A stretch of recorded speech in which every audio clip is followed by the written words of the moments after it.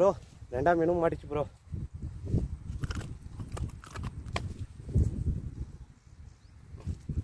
Okay bro, இது ரெண்டாவது மீன். ஒரு 1/2 கிலோ மேலே வரும் ப்ரோ. இதுவே லைக் பண்ணுங்கள், கமெண்ட் பண்ணுங்கள், சப்ஸ்கிரைப் பண்ணுங்க ப்ரோ.